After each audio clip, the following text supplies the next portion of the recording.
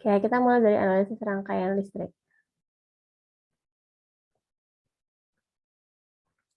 Oke, analisis rangkaian listrik itu ada berbagai macam metode. Yang pertama, tadi sudah disebutkan ya. Kumat lagi nih pennya. Perlu. Pertama,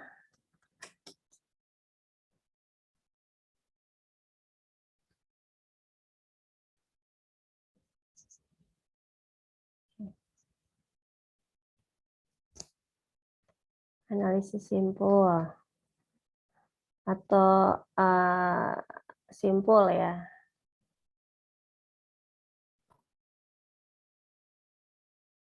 Simpul. Kenapa dia ada yang nggak mau ya? Padahal setelah matiin carian dulu deh, panas takutnya.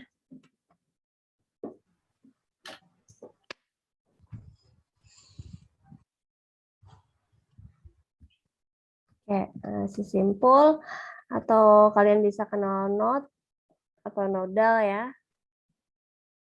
Nodal analisis. Yang kedua apa lagi? Ada yang masih ingat? Yang kedua apa? Mesh, Bu. Mesh. Atau nama lainnya yang mungkin lebih familiar, loop ya. Yang ketiga? Yang ketiga apa nih? Masih ingat nggak? Pas rangkaian listrik 1 belajar kan nih yang ketiga. Kan ada beberapa metode. Superposisi. Betul, superposisi. Superposisi ya. Yang keempat dan yang kelima apa? Thevenin-Norton. Thevenin. Minimal kita tahu namanya dulu, kenalan, familiar dulu. Jadi nanti nggak terlalu asing lagi dengan apa sih ini gitu. Oke, kita mulai yang pertama dengan analisis simpul atau node analysis. Atau kadang dibilangnya nodal. Secara umum ya, semua metode analisis ini tujuannya mencari nilai apa? Nilai arus, nilai tegangan. Yang arus nilai tegangan bisa juga mencari impedansi terkadang atau mencari nilai arus pada satu komponen di kapasitor, di induktor misalnya, di resistor, atau tegangan di resistor, tegangan di kapasitor, tegangan di induktor. Semua metode ini sebenarnya bisa digunakan secara bersamaan. Jadi ada misalnya ada satu soal, lalu bisa kita coba kok dengan semua metode ini, ya bisa. Tapi memang ada posisi-posisi yang mana yang lebih cocok. Misalnya saat kita pakai analisis simpul, mungkin kalau dia banyak sumber tegangan atau sumber arus lebih baik gitu ya. Jadi bisa dipakai sih keduanya, tergantung kebutuhannya aja. Nah, analisis simpul sendiri punya langkah-langkah ya. Masih ingat nggak kemarin ada langkah-langkah pengerjaannya? Saya masuk dari langkah-langkah dulu, karena di kelas yang kemarin langsung saya kasih soal, langsung kerjain malah jadi bingung. Nah, langkah-langkah pengerjaannya. Atau gambar soal aja ya. Gambar soal, terus nanti langkah-langkahnya dari soal ya. Supaya cepat. Oke, saya gambar, di sini saya punya sebuah rangkaian, ada sumber, ada induktor. Entah ini soalnya sama atau tidak dengan yang kemarin ya, saya nggak ingat. Itu video dibikinnya pas awal pandemi. Saat itu memang masih karena kepepet aja dulu. Gimana cara menjelaskan? Tiba-tiba semua lockdown. Jadi kelas yang saya ajar waktu itu yang menerima video itu memang sudah pernah offline, mungkin sekitar sepertiga semester ya waktu itu sebelum lockdown. Jadi mereka sudah ketemu offline, tentu akan beda ya dengan yang dari awalnya online seperti kita. Bedain sumber tegangan dan sumber arus, biasanya di sumber arus itu saya kasih panah, dan memang kalau di aplikasi-aplikasi atau kalau kalian pakai apa nih namanya Visio, sumber arus itu ada panahnya aja yang membedakan dengan sumber tegangan. Lalu di sini saya ada induktor, pakai kapasitor, pakai resistor. Namun karena kalian sudah belajar impedansi, masih ingat impedansi kemarin? Masih ingat nggak? Halo? Masih ingat impedansi? Oke. Nah, pada pelajaran impedansi kemarin, hambatannya induktor namanya apa?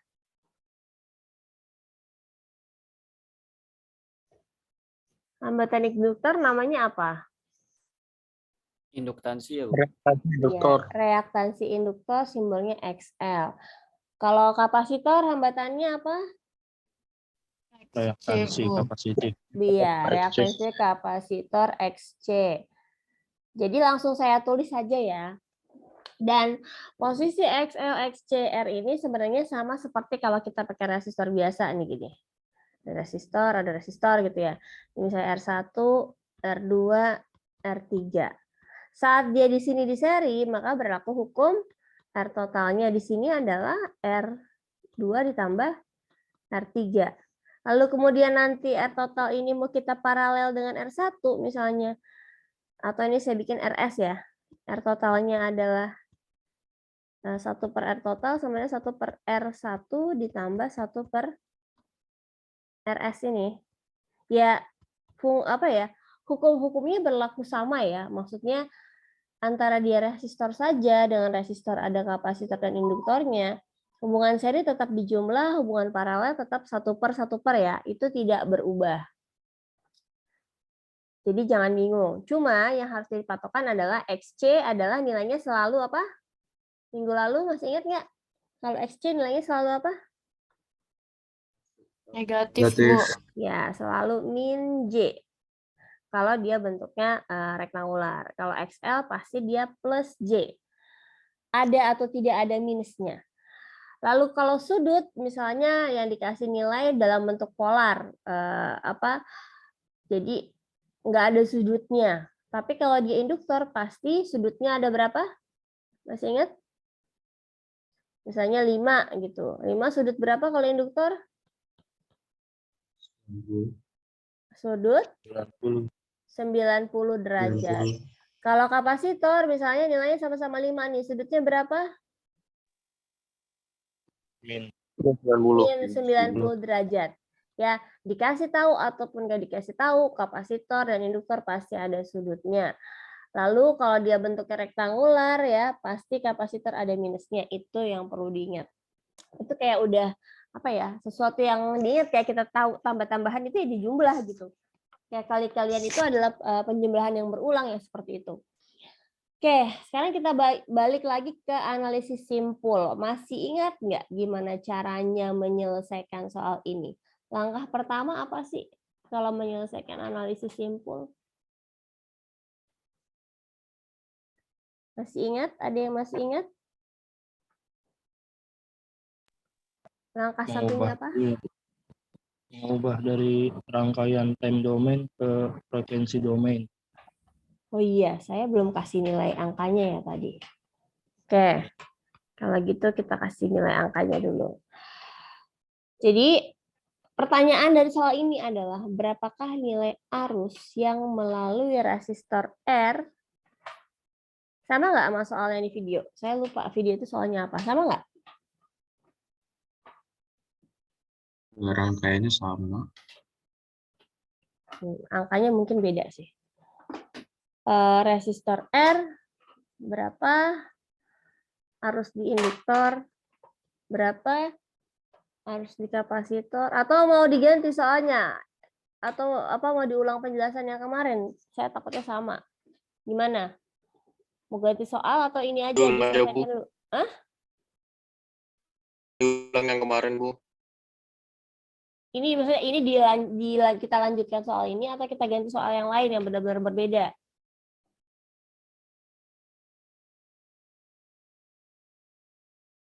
Gimana? Halo. Kita lanjut soal ini sampai selesai atau mau kita ganti soal lain? Dia juga bilang ada. Tas. Tadi hilang ya? Iya, Bu, tadi hilang, Bu. Oke. Ya, tadi saya tanya, kita mau lanjut soal ini atau kita mau ganti soal yang baru? Lanjut aja, Bu. Lanjut aja, Bu. Oke. Tadi sampai di mana? Sebentar. What are you searching for? Saya belum share screen berarti ini ya. Bentar, Pak. Oke, yang ditanyakan adalah berapa arus yang lewat resistor, induktor, dan di kapasitor. Kemudian untuk menyelesaikan soal ini kita akan gunakan metode analisis simpul. Mau pakai analisis mesh atau loop bisa nggak? Bisa dilakukan. Dengan soal yang sama itu bisa dilakukan. Tapi kita sekarang lagi materinya analisis simpul, jadi kita selesaikan dengan analisis simpul dulu. Di soal ini ada informasi yang diketahui bahwa kita punya sumber IT di sebelah kiri. Persamaan arusnya adalah 5 cos omega T plus 10 derajat ampere. Jadi ada sebuah sumber arus yang punya persamaan 5 cos omega T plus 10 derajat ampere. Kemudian ada sebuah sumber tegangan yang di sebelah kanan itu adalah 50 cos omega T min 60 derajat volt. Kalau kita lihat di sini nilai arus dan tegangan, tentu nilai tegangan memang biasanya akan lebih besar daripada nilai arus. Karena arus adalah tegangan dibagi resistansi, jadi memang arus lebih kecil. Dan semakin besar arus tentunya penghantar yang diperlukan akan semakin lebar diameternya ya, sehingga di lapangan pun memang biasanya tegangan yang besar, arusnya yang lebih kecil karena tadi faktor pertimbangan ekonomi tadi. Ada 3 buah beban di sini ya. Di sini masih mudah, sangat mudah karena biasanya di satu bagian gini tuh ini jadi Z, ada kombinasi XL, XC gitu ya. Ini misalnya Z lagi, ini misalnya Z lagi gitu. Tapi kalau sekarang kan kita masih satu komponen. Diharapkan dengan soal yang sederhana ini bisa membantu memahami dengan lebih mudah. Resistornya 10 ohm, ada di pasaran sih, saya tanya 10 ohm. Induktornya saya pakai 27 mH. Perhatikan ini bukan mikro ya, ini mili. Jadi kalau kita ubah, dikali berapa nih supaya jadi Henry? Dikali berapa? Ayo. 1000, Bu. Ya, 27 dikali 1000 atau 10 pangkat 3 Henry. Lalu ada nilai kapasitansi kapasitor 1000 mikrofarad. Kalau ini gimana merubahnya jadi farad? 1000 dikali berapa nih? 10 pangkat berapa? Bu, Ibu, Ya.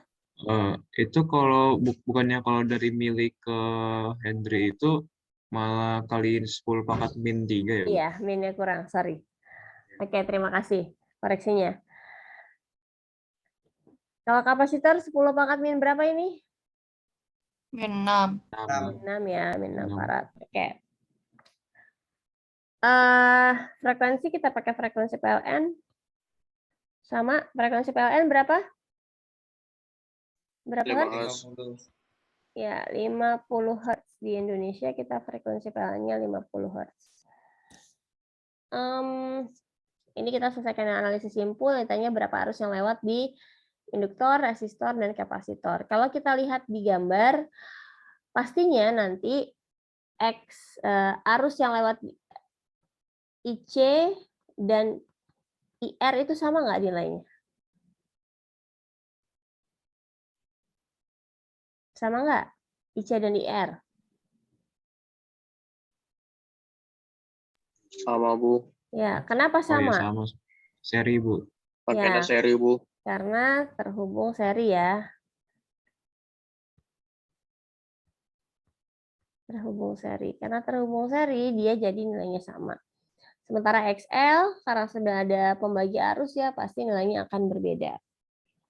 Oke. Metode pertama yang kita biasa lakukan adalah mengubah ya. Ubah nilai ke domain frekuensi. Gimana cara ngubahnya? Cara ngubahnya adalah I-nya dulu nih. I-nya jadi berapa nih? 5 sudut berapa? 5 sudut berapa 10. derajat? Sudut 10. 10. 10 derajat ya. Kalau yang bingung tanya nih, lihat di atas ini nih. Di kanan tuh ada 5 sudut 10 derajat, satuan ampere tetap ditulis. Lalu kita punya tegangan. Tegangannya gimana? Udah huruf besar ya. Tadi kan huruf kecil, nih huruf besar sudah di dalam koordinat fasor, sudah dalam domain frekuensi. Tegangannya berapa?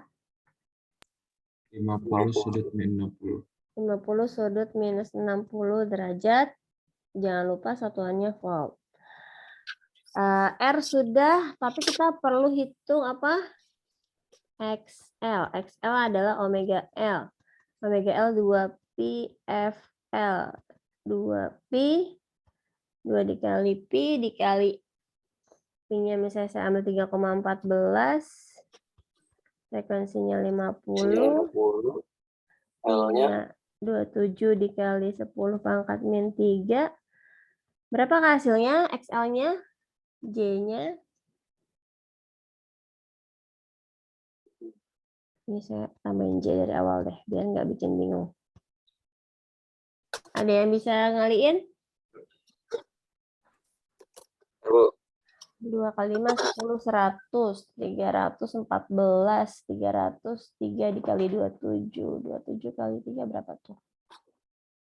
27 kali 3. 7 kali 2, 8, 8, something. 27 kali 3 kan 80-an. 8, berapa nih? 8, berapa nih? Saya kecilin dikit ya. 8,478, Bu. Sama dengan J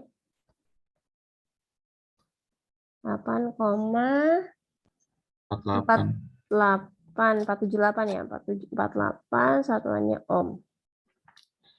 Oke, XL udah, tapi kan kita masih ubah. Jadi kita pertama ubah nilai ke domain frekuensi, yang kedua hitung XL dan XC gitu ya, supaya terstruktur. Nah, XC-nya adalah 1 per omega C sama dengan 1 dibagi 2pi FC. Saya lanjut ke kanan ya. Sama dengan 1 dibagi 2 dikali 3,14 dikali 50 dikali C-nya tadi 1000 ya. 1000 mikro jadi dikali 10 pangkat min 6. Jadi berapa nih C-nya? Jangan lupa ada J ya. Saya kadang suka lupa, tapi nanti otomatis di ujungnya ada J-nya. Cuma khawatir nanti jadi membingungkan. Nah, di sini J-nya boleh kan saya naikkan ke atas jadi min J gitu ya. Nah, bawahnya baru kita lakukan perkalian. Silakan kalikan antara 2, 3,14, 50, dan ini kalau digabung jadi 10 pangkat min 3 ya. 2 dikali 5, 10, 100, jadi 0,3. Benar kan 0,31? Iya benar. 0,314. Iya nggak sih? Ya kan? Kan ini ini sekali gini nih kan. 5 kali 2, 10, 100. 100 ini nolnya ada 3, berarti kan 0,1. Jadi 0,314. Kalau kita ambil misalnya 2 angka di belakang koma supaya nggak bikin bingung, jadi 0,31. Berapa 1 dibagi 0,31? Ngerti ya? Perkaliannya ngerti kan? Siapa yang masih bingung cara mendapatkan 0,31? Saya nggak pakai kalkulator nih. Ini cuma ini doang. 10 pangkat min 3. Ini ke sini. 5 kali 2, 10 jadi 100. Terus ini ke sini kan jadi 10 pangkat min 1. 10 pangkat min 1. Jadi 0,314. Mau 0,3. Jadi Itu berapa? Udah di ACC. yang 10 paket minnya ditaruh di atas semua aja kali, Bu. Kayak 3,14-nya dijadiin 314 kali 10 pangkat 2. Lebih ribet lah. Ini lebih simpel nggak? Coba Iya, dihitung. Bu. Perhatiin deh. Nih. 1000 dikali 10 pangkat min 6 jadi berapa? 10 pangkat min 3 kan? Enggak. Iya. 2 dikali 5, 10. Jadi 100 enggak? Ya. Ini dikali ini jadi 10 pangkat min 1. Yang belum kita kaliin mana? Ini udah. Ini udah. Ini udah. Ini udah kan? Si 3,14 doang. Jadi 0,314. Ya enggak? Pakai kalkulator Iya. boleh sih. Cuma saya tuh biasanya ngambil yang bulat-bulat gitu loh. Ya, sekarang perlu kalkulator. 1 dibagi 0,31 atau 0,314, 0,31 lah biar kita konsisten pakai 2 angka di belakang koma. Silakan yang mau ke toilet. Jadi berapa nih? Min J berapa? 1 dibagi 0,314, 0,31. Jadi X 3,18, Bu. itu dibagi 0,31 apa 0,314? 0,31, Bu. Min 0. Min J berapa? 3, berapa? 3,22. Udah dibulatkan. Udah, Bu. Oke, ini XC kita. Jadi langkah kedua, langkah pertama tadi ya kita ubah semua nilainya dalam domain frekuensi karena kita akan melakukan perhitungan. Langkah kedua kita hitung nilai XL dan XC-nya karena di sini informasinya baru L dan C. Kalau sudah diketahui XL dan XC ya udah tinggal dipakai. Ya, langkah ketiga. Nah, yang ketiga, langkah 3 apa? Langkah 3 nih apa? Dalam penyelesaian analisis simpul, secara umum ya, sebenarnya ini adalah langkah pertama untuk analisis simpul. Tapi karena tadi nilai-nilai kita masih dalam ini ya, nilai yang belum bisa dibuat berhitung ya kita selesaikan dulu. Kalau di rangkaian listrik 1, maka ini adalah langkah pertamanya karena tidak ada apa ya, tidak ada hal awal yang perlu kita lakukan. Di sini saya gambar lagi tadi ya rangkaiannya. Syukurnya rangkaiannya juga oke sederhana, jadi gambar lagi nggak apa-apa.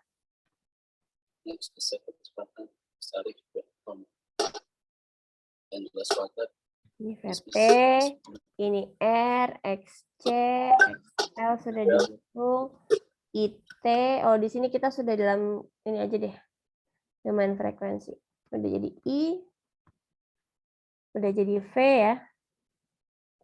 Ini ada panah, sumber arus. Oke. Kalimatnya adalah tentukan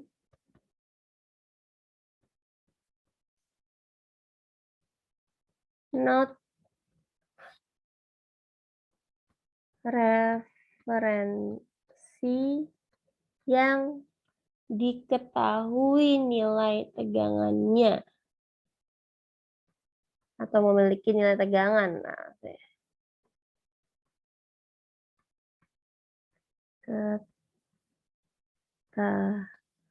diketahui nilai tegangannya. Ya, silakan tentukan not referensi yang diketahui nilai tegangannya. Yang mana not referensinya? Ada yang bisa jawab? Masih ingat nggak minggu lalu? Yang di bawah, Bu, cabangan di bawahnya XL, Bu. Kan tegangannya 0. Ya. Grounding secara umum ada di bawah. Dan di grounding dalam keadaan normal, tidak ada gangguan ya, maka tegangannya adalah 0 volt. Tapi ada juga special case, terkadang misalnya grounding ditaruh di sini gitu. Maka yaitu ngikutin gambar. Tapi selagi gambarnya kosong, polos kayak tadi, nggak ada gambar, pastilah groundingnya di bawah. Dan itu bisa kita jadikan not referensi. Kenapa saya ambil semua segaris gini? Ini no fault. Karena tidak ada komponen di bawah. Akan berbeda ceritanya misalnya nih, rangkaiannya gini. Di bawah sini ada resistor. Di sini ada resistor. Nah, ceritanya tegangannya udah nggak nol lagi. Ya, posisi groundingnya mungkin bukan di situ gitu. Bisa jadi kita jadi nggak begini ceritanya. Cuma kalau dia polos, nggak ada apa-apa, nggak ada gambar groundingnya gitu ya, pasti groundingnya di bawah. Dan itu no fault. Dan sepanjang garis itu akan no fault selagi tidak ada komponen. Tidak ada komponen nyempil. Akan beda ceritanya kalau dia ada yang nyempil di sini, resistor misalnya. Itu akan beda ceritanya. Sekarang kita yang gampang-gampang dulu aja. Yang begini dulu. Oke, tentukan not referensi yang diketahui nilai tegangannya. Kemudian kita sudah tentukan nih ya. Langkah ketiga. Yang langkah keempat.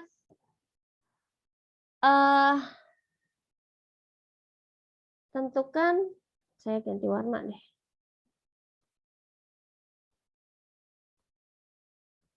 Tentukan not lainnya. Karena ini saya langsung ya. Dan beri nama. Terkadang catatan antar kelas itu nggak sama narasinya atau langkah-langkahnya, tapi ya step-stepnya sama. Kayak kemarin saya ngajar di kelas sebelah, nomor 3 ini jadi nomor 1. Setelah beres baru kita hitung XL, baru kita konversi. Yaitu fleksibel aja sih. Cuma yang lebih mudah memang yaitu kita ubah dulu semuanya ke domain frekuensi. Artinya urutan-urutan ini bisa jadi tidak berurut seperti ini, asalkan masih nyambung jalurnya. Jadi jangan tiba-tiba misalnya kalian sudah tahu berapa nilai XL XC tanpa dihitung, nah itu ya salah. Tapi asal selagi masih runut ya terstruktur ya nggak masalah. Nah, tentukan not lain yang dan beri nama. Not lainnya dan beri nama. Not itu apa sih? Ada yang tahu nggak? Not. Not itu apa? Cabangan ya, Bu. Ya, percabangan ya. Percabangan seperti apa yang bisa dibilang not? Atau bukan begitu pertanyaannya? Misalkan di atas tuh ada XC sama R. Ini not bukan antara XC sama R ini? Bukan. Bukan, karena bukan percabangan. Lalu ke sini ada tegangan V. Di sini not bukan?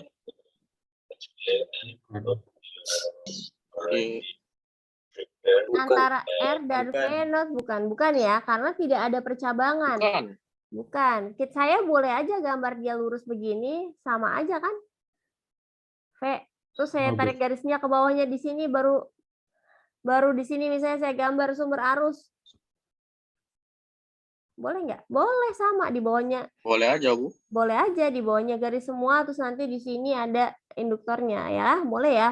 Jadi jangan bingung dengan ini. Ini tuh ibarat kabel. Kalau di instalasi bisa kita tarik-tarik. Yang penting kita tidak menambah sambungan yang tidak ada pada gambar.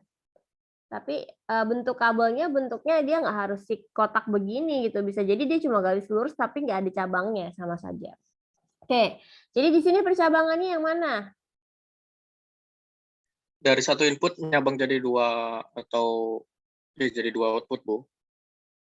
Ya, di gambar ini percabangannya Paralelan. di titik mana percabangannya? Notnya yang mana? Di antara XL dan XC. XL, XC, dan I ya. Dan I. Iya. Ya, ini notnya. Kita kasih nama, misalnya saya mau kasih nama dia V1. Boleh ya? Bebas kan kasih nama. Oke, udah kita tentukan notnya, kita kasih nama. Nah, terus langkah yang kelima,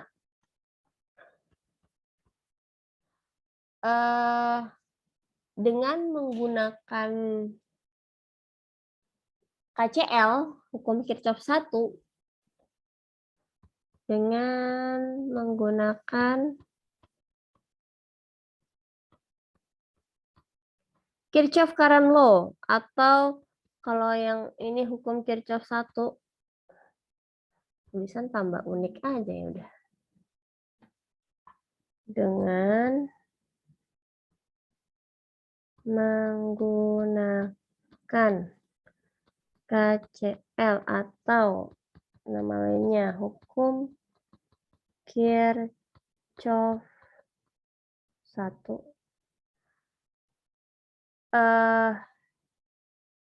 Kita buat persamaan arusnya. Buat persamaan arus pada node. Dalam hal ini, karena kita cuma punya satu node V1, maka kita hanya punya satu persamaan arus. Tapi akan beda ceritanya kalau misalnya di sini saya kasih cabang. Kan kita jadi punya dua node ya. Jadi ada dua persamaan arus. Oke, pada node V1, masih ingat hukum Kirchhoff 1 apa? KCL, Kirchhoff current law. Arus masuk sama dengan arus Masuk keluar. dengan arus Sama keluar. arus Oke. yang keluar, Bu. Jumlah arus masuk sama dengan jumlah arus keluar. Oke, ada yang ke-skip ternyata. Ini jadi nomor 6 aja. Nomor 6. Ini tadi kan nomor 3. Tuh, karena ini kan natural aja ya. Nomor 5. Tentukan arah arus pada setiap percabangan ya. Tentukan arah arus pada setiap